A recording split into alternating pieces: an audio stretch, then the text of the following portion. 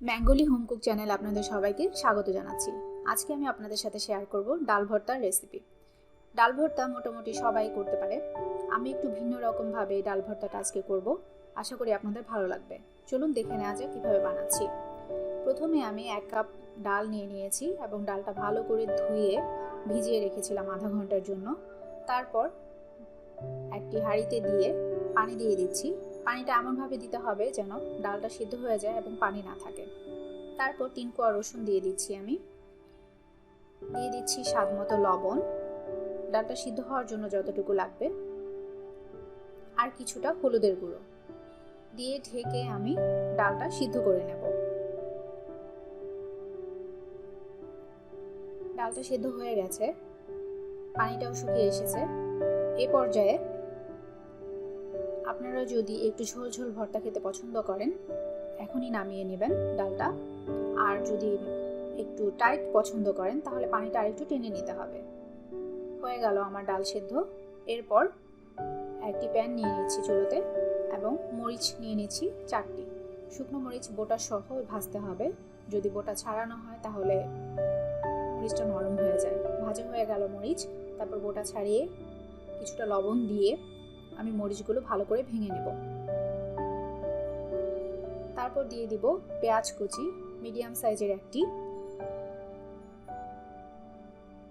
পেঁয়াজটাও আমি মরিচের সাথে ভালো করে মেখে নিচ্ছি। দিয়ে দিচ্ছি ধনিয়া পাতা কুচি। সবগুলো উপকরণ আমি বেশ খানিকটা সময় মেখে নেব, এতে করে ভর্তার টেস্ট বেড়ে যায়। পেঁয়াজ মরিচের সাথে আমি দিয়ে দিচ্ছি আচার 2 টেবিল স্পুনের মতো। যে কোনো আচার ইউজ করতে পারেন, আমি এখানে আমের আচারটা ইউজ করেছি। এটা পুরোটাই অপশনাল, আপনাদের ভালো না লাগলে আপনারা এটা স্কিপ করতে পারেন। শুধু সরিষার তেল দিয়েও করা যাবে। আচারের টেস্ট আমার ভালো লাগে তাই আমি আচারটা ব্যবহার করেছি।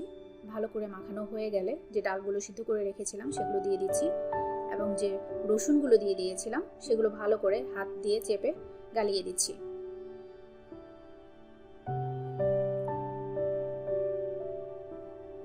তারপর ডালটা ভালো করে পেঁয়াজ রসুনের সাথে মেখে দিয়ে দেব পেঁয়াজি বেরেস্তা। এটাও অপশনাল, আপনারা চাইলে এটা স্কিপ করতে পারেন। তবে ভর্তা যদি বেশিক্ষণ সংরক্ষণ করে রাখতে চান তাহলে অবশ্যই পেঁয়াজটা একটু ভেজে তারপর ভর্তাটি ইউজ করবেন, এতে করে ভর্তা অনেকক্ষণ পর্যন্ত রাখা যায় এবং ভালো থাকে।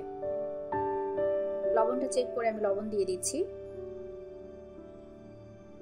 এরপর মেখে নিলেই হয়ে গেল ডাল ভর্তা।